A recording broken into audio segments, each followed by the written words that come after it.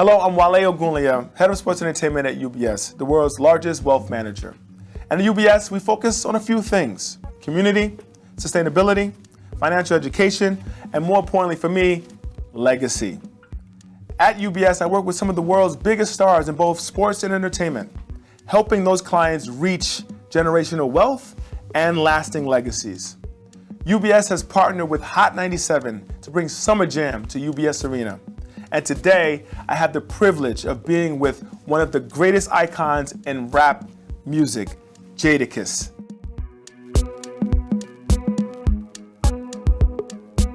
Jada, thank you for being here bro? with us. How you doing? Thanks for having me. Man, it's been a long journey for you. When we talk about legends in the game of music, what are those keys to longevity for a music artist? You just gotta embrace the new stuff and try to not put yourself in a bubble. You know, you don't want to be in the mix too much, but you don't want to be out of the mix. So you gotta try to find that marriage and that medium where you know what's going on, but you out the way and you can let it be known through the music. Now with streaming, that part of the industry for you, how is that changing, and does that change how you view things? Streaming definitely changed the way that I view things and look at things, and it's probably one of the elements of music today that I still don't fully understand. In the sports world, we see that the owners don't do a good enough job of using the same resource they have for the players. You know, when I play in the NFL, I wish the owner would say, hey, like, let me pull your coattails to something. You need to be investing in this. You need to be doing that.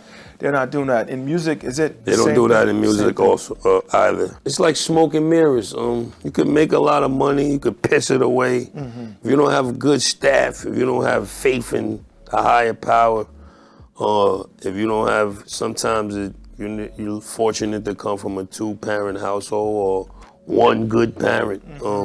My dad's old school, very tight knit on saving. You know what I mean, taking care of the car insurances and mortgages, and he was always adamant about that. As a youngster, I would see him and my mom, and then as I became a homeowner and a businessman, he really helped me to prioritize and, you know what I mean, get things right and pay your taxes and, you know what I mean, just a lot of things that you would think rappers, I know for a fact a lot of artists don't even, their mind ain't even thinking like that, and it just, you try to talk to them, their life might be moving so fast at that time that they don't want to hear that, and then it bites them in the long run. But yeah, I was fortunate to have my parents, and I think one of the things that made me such a good artist is I'm a big on listening. If I'm in one of them rooms with, you know, Magic Johnson and people of that stature, I'm gonna sit down and play the fly on the wall and listen and try to implement some of the things that I heard in them rooms and take them back, sit down with my dad and see how we could better myself and further my business endeavors and things like that. You, your dad, and your son, you guys opened up a coffee cafe. Yeah, Kiss Cafe. Kiss Cafe. It's e-commerce right now. My dad was in coffee. He took care of my household off coffee when he came up here from Memphis after college. He worked for the Maxwell House division, and he worked for a few companies. Then he got his own company eventually, and he always would be in my ear like, yo, you gotta do your own blend. You should think about being a rapper with your own blend. And like I said, the young kids are now. My life is moving so fast. I'm like, yeah. I never shrugged them off though. I'm like, nah, we gonna do it, Dad, when the time is right.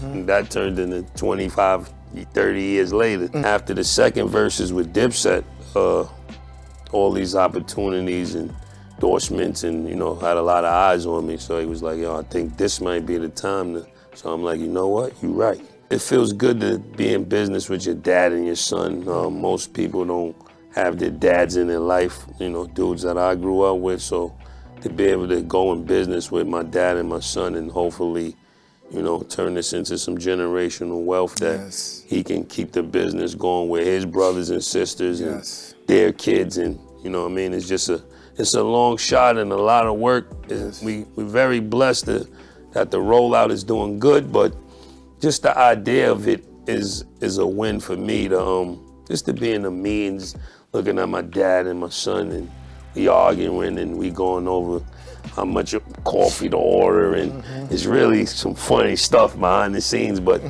to see the end result and to see my dad smile, because he just wanted one of his kids or his grandkids to, you know, have some interest in something that he's been in for some odd years, and now it's all coming to fruition. It's just like a awesome blessing, man, which is also teaching my son financial, you know what I mean, how to set up his life and, you know, just to do the right things for his brothers and sisters and his future kids. And that's something that's priceless for me. That is. No, priceless for everybody, community. We have at UBS this thing called Wealthway.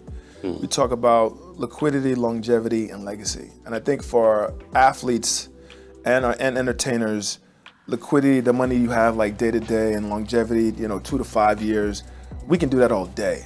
But the legacy component, we never talk about that. The generational wealth, we never talk about that. You also are opening juice bars across New York, but you have one right in Yonkers. Why is that though, the base, to have one in your hometown, why is that big for you? When we learned about the significance of the juice bar, they need to be more in our hoods, which are food deserts. You know what I mean? When you go to eat something, your choices are not really that good. It's gonna be an unhealthy decision sometimes, just how the demographics of the food are displayed where we come from. So it was important to put them in our neighborhood so we can educate people on putting life into their body, you know what I mean, one person at a time. Even if after you come in one experience and you want to go buy your own juicer and start juicing at home, we feel that's a win for the community. To try to bring down some of the ailments, some of the diabetes, some of the high blood pressure and salt, and, you know, all the things that a lot of our family members suffer from. We thought it was important to do that, and because if you go to the rich neighborhoods, they already had juice bars. Yeah. They already drinking green juice and taking wheatgrass shots, and it's our neighborhoods that suffer. So we're adamant about putting them inside of our neighborhoods and didn't work our way out like that. Any advice you would give to an artist on thinking about making a mark in the industry, but ultimately having that legacy component like you have? Perfect your craft every day, one. And as much as you perfect your craft, hit the books about the music business and try to learn the music business. Have the same passion about learning it as you want to be the best producer or the best artist. Then with that, save your money.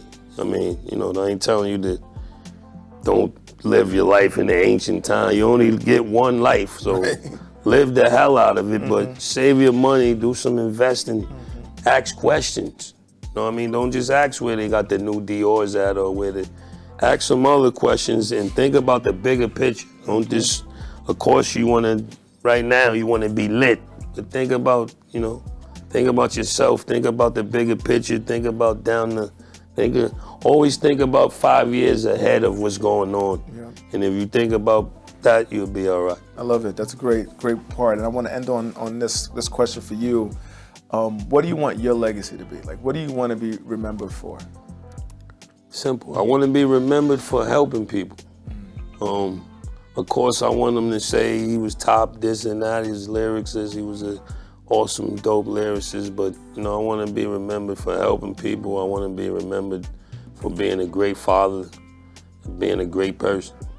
I think you're well on your way. Appreciate it. And we look forward to the Summer Jam performance. Summer Jam's going to be ill. It's going to be nice. It's gonna be great.